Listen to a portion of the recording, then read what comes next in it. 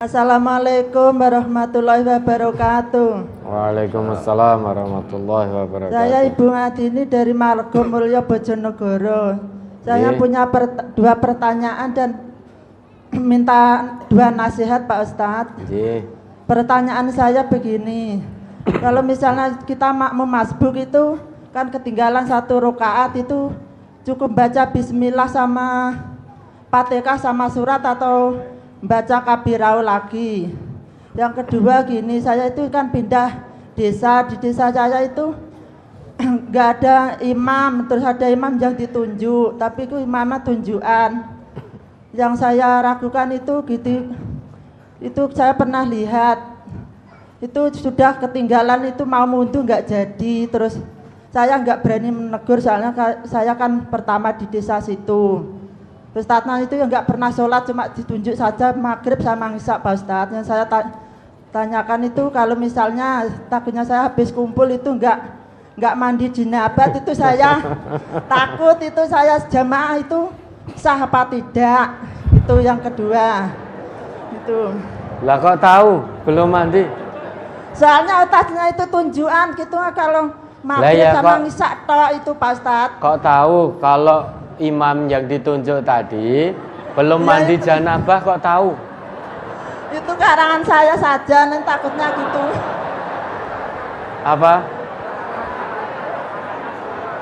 Karangan? Iya, nanti takutnya saya itu kan soalnya imamnya itu kan Pak Ustadz, imamnya itu kan sudah puluhan tahun nggak ngimami, di situ cuma ditunjuk sama orang saja itu.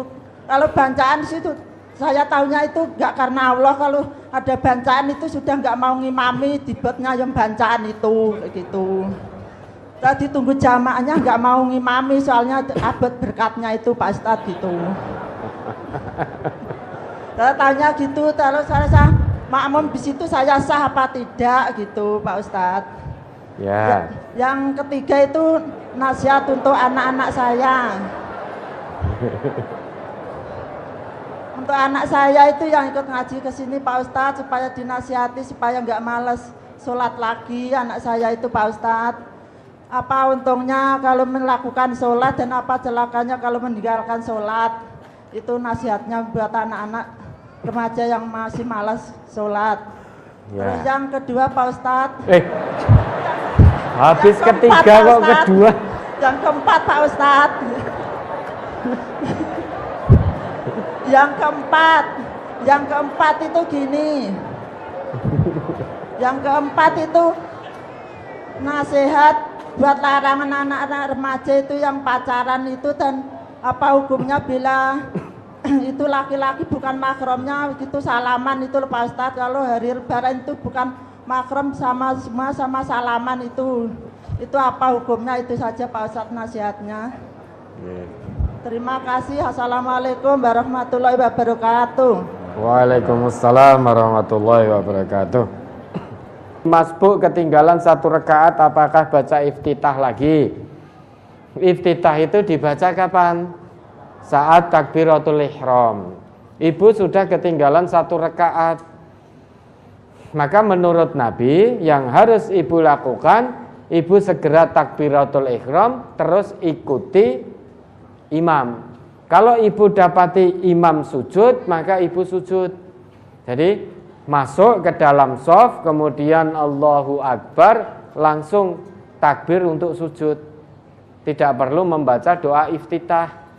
Lah nanti ketika rakaat kedua tidak perlu, karena iftitah itu dibaca saat setelah takbiratul ihram. Ibu sudah tidak ada tempat untuk membaca takbiratul ihram karena sudah memulai sholat dalam keadaan masbuk. Lah nanti kalau imam salam, ibu berdiri menyempurnakan, tidak perlu baca doa iftitah. Ya, Nabi kita ngendika. Jadi kita kalau masbuk, maka yang harus kita lakukan takbiratul ihram, kemudian segera ikuti imam. Kemudian wa ma fatakum minas shalah fa'atimmu.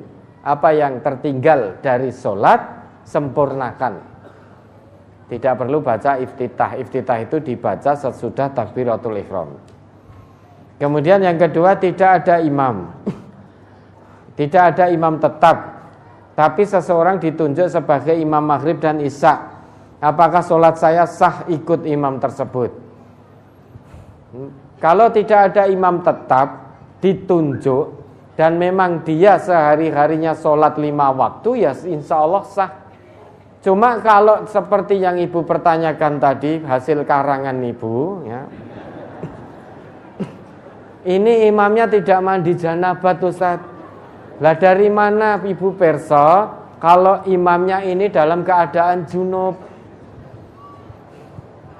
Kalau ibu perso imamnya memang belum mandi janabat padahal dalam keadaan junub, ya, ada larangan dalam agama kita. Orang junub sebelum mandi janabah maka tidak boleh sholat. Kalau ibu perso imam yang ditunjuk tadi, sekalipun 5 waktunya sholat tertib, sekalipun beliau jadi imam tetapnya, namun ibu perso tadi junub belum mandi janabah, ya sholatnya tidak sah itu karena ibu perso. Kecuali kalau ibu tidak perso. Ya tahu Ustaz, karena imamnya suami saya sendiri. Nah, itu mungkin. Nah, berarti ibu ya belum mandi juga kan. Lah belum mandi kok sholat jamaah gitu. Mandi dulu ya.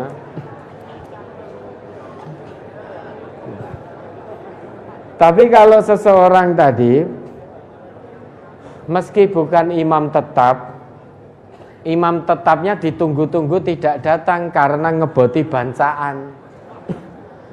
Dalam bancaan pulang dapat berkat.